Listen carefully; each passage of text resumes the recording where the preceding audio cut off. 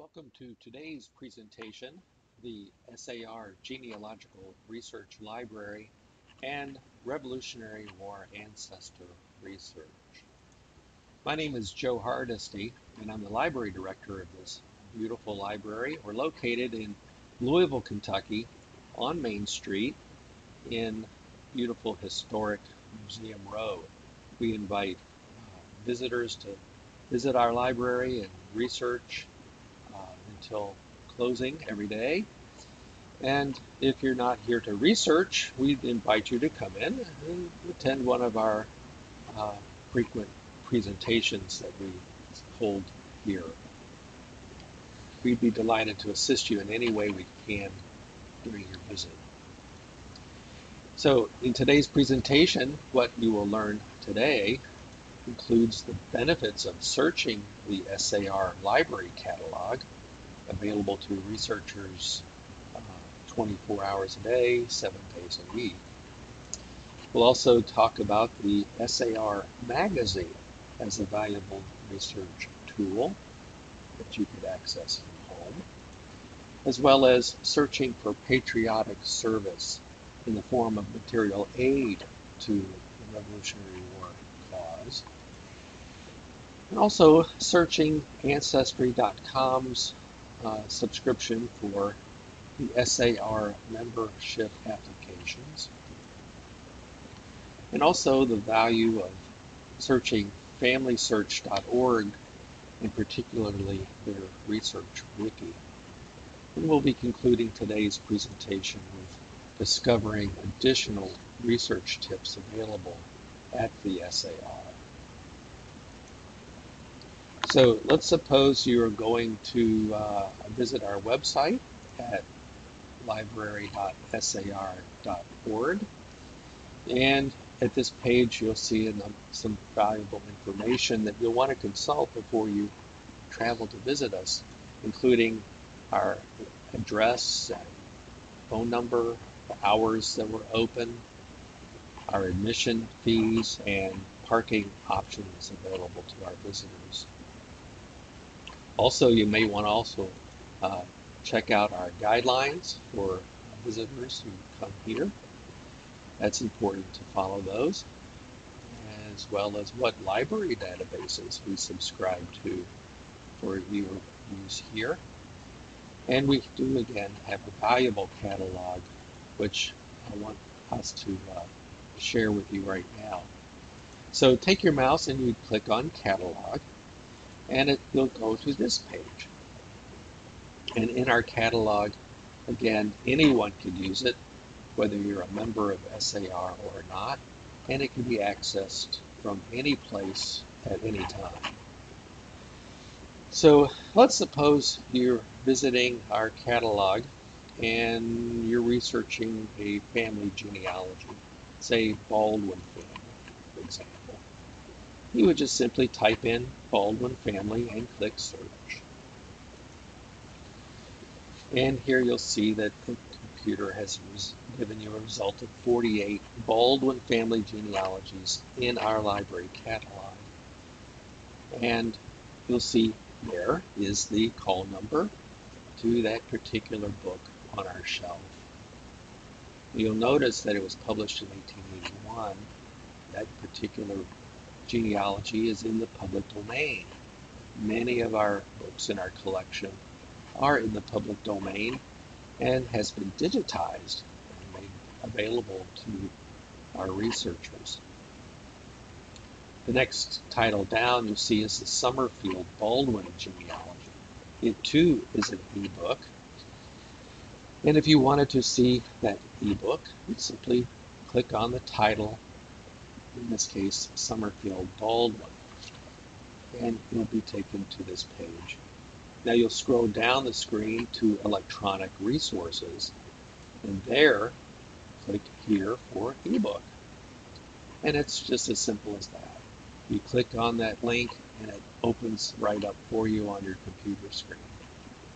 Now here you have the option of paging forward or backward and browsing this book on your computer screen. You can keyword search this book, It's easy to do, as well as you could scroll down the screen a bit and you'll see some download options that you can save a copy of this book to your computer for future reference. And you might want to do that.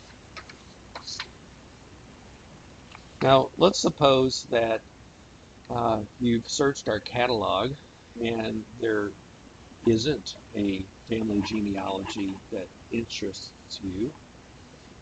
At this point, I would ask you, well, where has your ancestors' trail grown cold?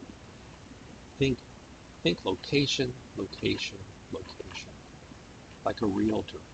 Where did your ancestors' brick wall exist?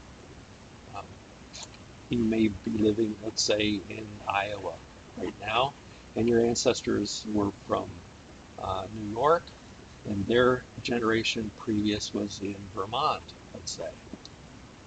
Okay, so where in Vermont? Well, you might narrow it down to a particular county. Let's suppose that you found that your brick wall ancestors were last known to be residing in Rutland County, Vermont. So let's go back to our catalog and type in Rutland County, Vermont, and click search. Notice that I'm spelling out county and I'm spelling out the state when you do your search. And here we have a total of 16 hits. And some of these, as you see, are in ebook format. So let's take a moment and take a closer look at the Gazetteer and Business Directory of Rutland County, Vermont. And under the electronic resources, you'll see that you can click here for that particular ebook. But in addition to that ebook, you'll notice that we've made available some other information about Rutland County via the FamilySearch wiki page. If you clicked on that link,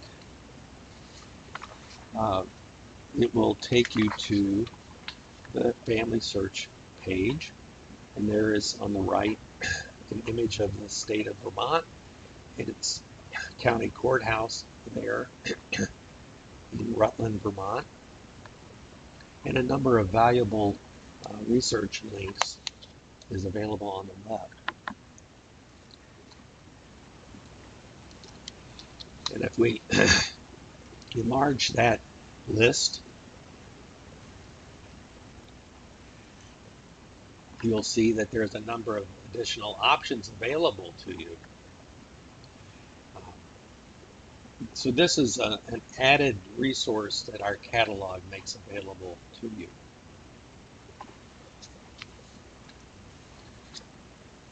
Let's move on to searching the SAR magazine. And it really is a hidden treasure trove of information.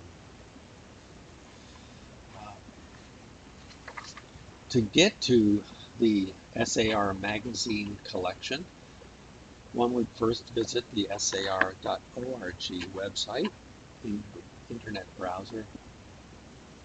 Then simply mouse over Members, and then scroll down and select SAR Magazine.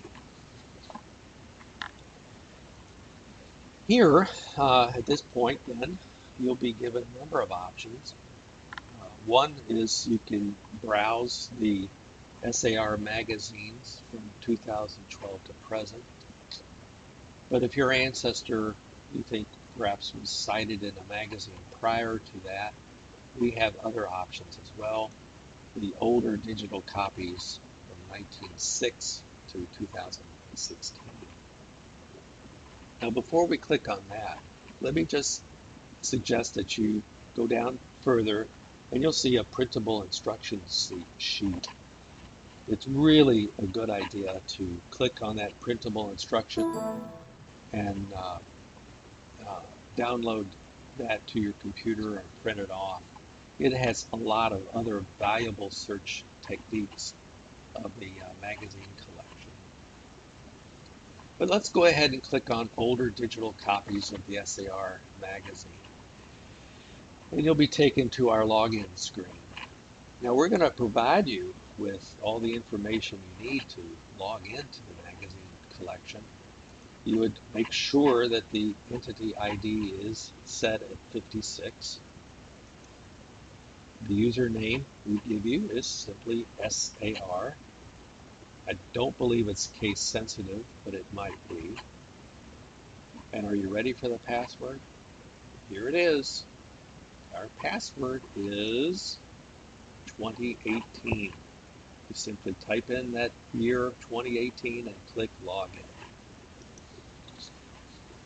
Once that's done, you'll be taken to this page where it will be asking you to click on the SAR Magazines project. And once you've done that, you're ready to search the SAR magazines from 1906 to 2016. Now, some folks want to research a particular year, and if that's true, you can do that. Type in an asterisk, then a year, followed by the asterisk. And the 4 issues for that particular year will appear. If you wanted to search for ancestor's name, you can do that too, further down in the full text section of this search page. For example, let's type in Earl Wheeler. My ancestor was named Earl, and I wanted to see what I could find, if anything, in the SAR magazine. And then click search. Once you've clicked search, it'll search the whole collection. And in this case, we found 1 hit in July 1935 issue. So one would double click on that blue horizontal bar, and once it's downloaded to your computer, it opens up right in front of you. And again, you can click and page browse this entire issue. Now, one other cool thing is that I would suggest folks use the Control F function on your keyboard. That would permit you to keyword search what you see on in your computer screen. Little search box will appear at the top, and you could type in this phrase, Earl Wheeler, and press enter, and it'll automatically search the issue. In this case, we have on page 43 this article about William Constant Wheeler and his family.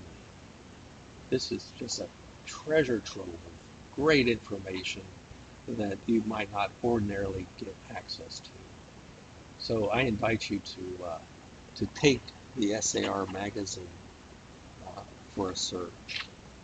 Now remember, once you get to this sign-in sheet, you'll want to scroll down to the printable instructions portion and print that off for you. So let's now move on to researching patriotic service. Now, a lot of folks know that if your ancestor was in the Continental Army or in a militia unit, and you can prove that, then you can make application for the SAR. But there's other ways that people rallied to the cause. Clergymen who served as chaplains to units certainly could qualify, as well as town council members, or if your ancestor sat on a safety committee or a correspondence committee, or provided food crops or forage, or perhaps he was a wagoneer and transported supplies and ammunition to the troops. Those are very important forms of contribution to the revolution. And an additional form of material aid was the payment of colonial taxes. Colonial governments needed to raise funds to fight a rebellion, and if we could prove that your ancestor paid supply taxes to the provisional government, then they could also qualify for membership. So let's take a look and see how we can search for supply tax information. Again, you would go to our SAR.org website. Next, you would click on genealogy, or I should say hover over genealogy, and then scroll down and click on SAR genealogical policies and materials. This page will appear and provides lots of helpful information that you'll want to explore and read carefully. And you'll see that one of the options is an application preparation manual. That would be good to read and to follow. Policies pertaining to applying to the SAR. And at the very bottom, Revolutionary Taxes Report. Let's click on that. And now we're drilling a little deeper into colonial era tax laws and tax lists that the SAR has made available to researchers. Now, I also advise you to go ahead and click on the introduction to tax law research. It's very detailed, very lengthy, but it could help shed a lot of light on the economic and financial context that our ancestors were dealing with at the time. Now, I have ancestors from Maryland, so I would want to drill into the Maryland laws and the Maryland tax lists. Let's suppose I'm going to click on the Maryland tax lists, and it turns out that the Maryland Society of the SAR has prepared valuable information about tax records in Maryland, and it can scroll down this page after page and read about what taxes were paid by each county in Maryland. Now, I have some ancestors from Baltimore County, so I would be particularly interested in those. And the Maryland State Society has even provided us a link to accessing those records. So again, you'll want to read carefully. And here I'm going to click on the link, and it takes us to the Maryland State Society's webpage and lists all the counties in Maryland and their supply taxes that are available to us. I'm going to enlarge this a little bit so you can see better. And the second bullet point down is Baltimore County's 1783 supply tax. And I'm going to click away, and there I am. So now I can download that whole list to my computer and research it in hopes that I would discover one of my ancestors had paid a supply tax. All of these individuals on this list were provided patriotic service, and their descendants would qualify for membership in SAR.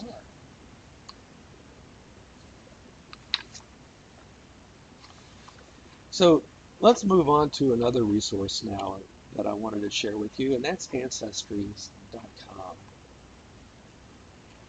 But before we go there, let's just do a quick review of how to access tax records.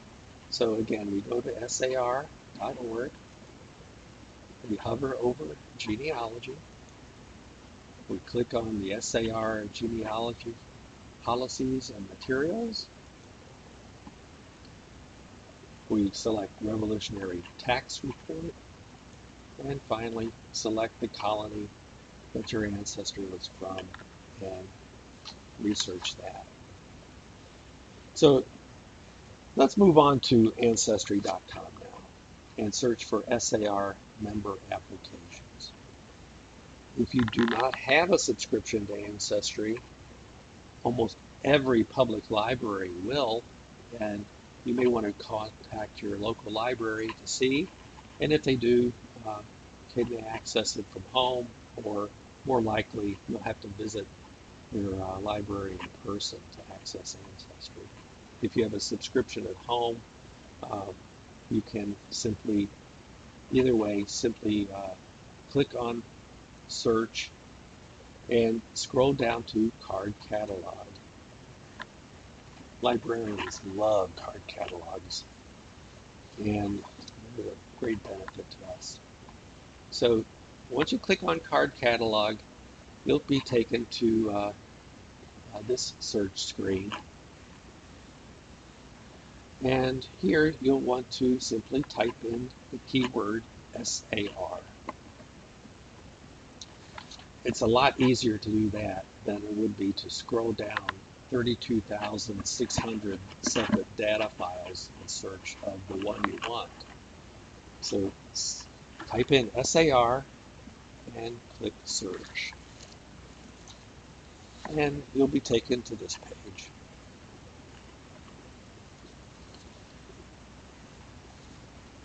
Now you'll notice that the SAR membership data file, the date ranges from 1889 up to 1970.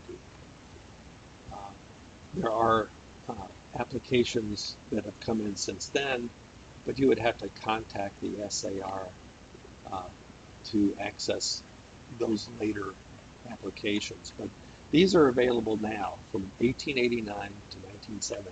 And there's a lot of them. Approximately 145,000 membership applications are searchable now. So at this point, you'll find, if you click on that link, you'll be taken to this page. And here you can do a search for your Patriot ancestor, or really the name of any of his or her descendants could be on the SAR application. I also advise you to scroll down to the bottom and read about the Sons of the American Revolution application collection. That'll tell you more about our database. And also, Ancestry has provided you links to 2 additional resources that you may want to consult in search of your Revolutionary War ancestor. Both excellent resources. So let's say we're searching for a John Caldwell in the Revolution. Now, I've put in a year of death of 1795. I'm not sure if it's exactly 1795. I'm going to fudge that year of death by a couple of years just to hedge my bets. But if I left no date of birth or no date of death in that search, we may have several hundred John Caldwells as a result. But I'm looking for the one John Caldwell who died somewhere in the mid-1790s. And I click search. And it takes us to this one John Caldwell, whose date of birth was around 1740, and whose spouse was Elizabeth Huggins.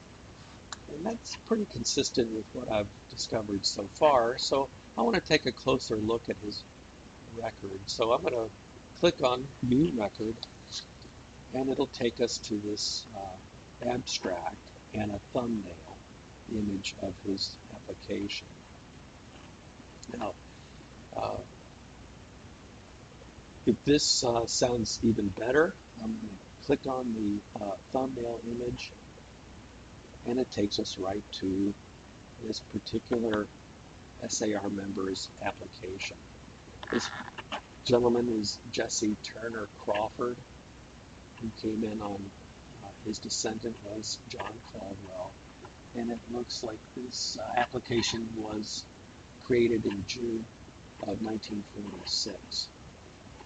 If we click on the right-hand arrow to this application, you'll see his lineage, Jesse Turner's lineage back to John Caldwell. And on the right-hand page, you'll see that this John Caldwell was a captain and that he gave medical and material aid and nursed soldiers. It's possible that he was a doctor's apprentice. Uh, we're not sure anything more than that. It's important to note that um, this is great clues to a lineage. Uh, this application does not have any source citation to speak of, and uh, we would simply be taking Jesse Turner's Crawford's word that this is, in fact, his ancestry. So I would take this information as a valuable clue to use in my research. Hopefully, your ancestry will include source citations. And it's important that you cite your sources whenever you're doing your genealogy. So as a review to accessing SAR applications, let's start with going to Ancestry.com. You would click Search and hover down and click on the card catalog and keyword search SAR, and you're ready to begin researching your ancestry. Now let's move on to another valuable resource called FamilySearch. And in particular, their research wiki. It's a great resource. We're going to start by going to FamilySearch.org. Anyone can get to FamilySearch.org at any time. It's free of charge, and you don't need an account to get to it. I'd advise you to create one, though. It's free and easy to do. You'll hover over Search, and a lot of folks go right into records or family trees or genealogies. Those are all wonderful ways to research, but in this case, I'm going to scroll down to Research Wiki. And you'll click on that, and you'll get to this page. And you'll notice that it's asking you not by a surname to research, but rather by a place or a topic. So let's suppose we want to search some places where our brick wall ancestor vanished off the face of the earth. For example, we could type in Boyle County, Kentucky, or Clay County, North Carolina. And you'll notice here that it's important that you search with the word county and the state spelled out. Topics could include everything from Ireland immigration to Huguenots to Native American. You name the topic, almost every topic is represented in the Research Wiki. But for today's presentation, let's type in Revolutionary War 1775 to 1783. And when we do that, we'll be taken to the Revolutionary War Research Wiki page, and it is huge, and it's full of valuable information for us to research the war and what records are available to us. So you'll want to explore this page very carefully. And on the left, you'll see that there's a number of bullet point topics. I've enlarged it here so that you can see what's available regarding Revolutionary War cemetery records or service records or unit histories, which is just great information. Let's suppose we're searching pension records. So we click on pension records and voila, we're taken to a deeper page regarding pension records and bounty land warrants.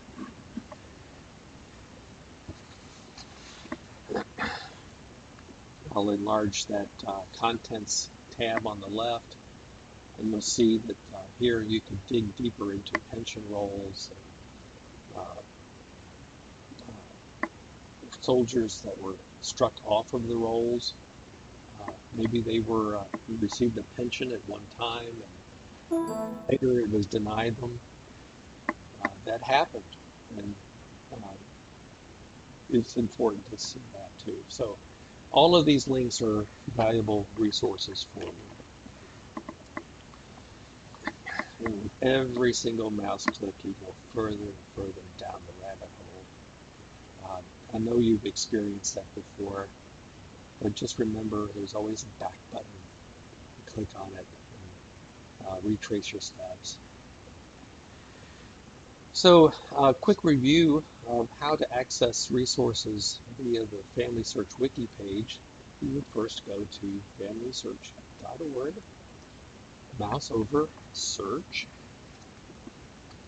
select the research wiki page, and begin researching a place or a topic. And remember to explore and read carefully all that's there.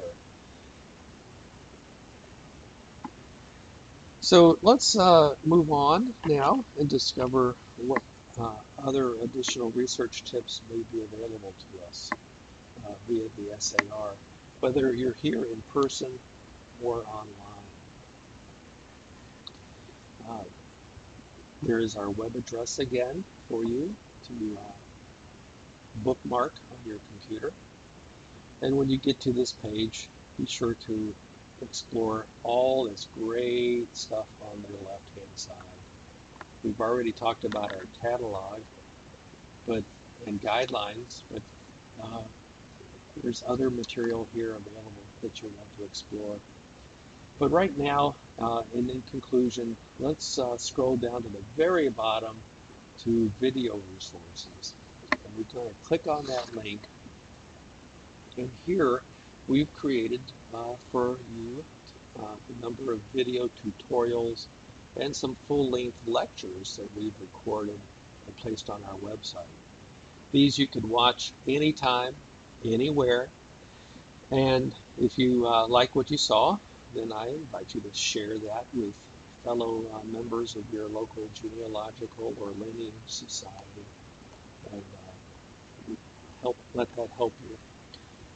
For example, we have little 15-minute tutorials on the use of the Virginia Historical Index and searching census directories online, as well as searching the collection of family files that we make available to our SAR members only, or anyone who visits us in person. And there's one on researching the SAR magazine specific to that. And there's more. My gosh, this is another terrific way to learn about doing ancestral research. So in closing, I just want to thank you for tuning in and watching this presentation on researching at the SAR library, as well as researching your ancestor, Revolutionary War ancestry. Be sure to visit us in person. We'd love to have you come down here in Louisville. There's hotels nearby, there's shops, and museums, and cool things to sightsee in Louisville. And we'd just be delighted to see you and assist you in researching your family history. So thank you so much. Have a great day, and tune in again.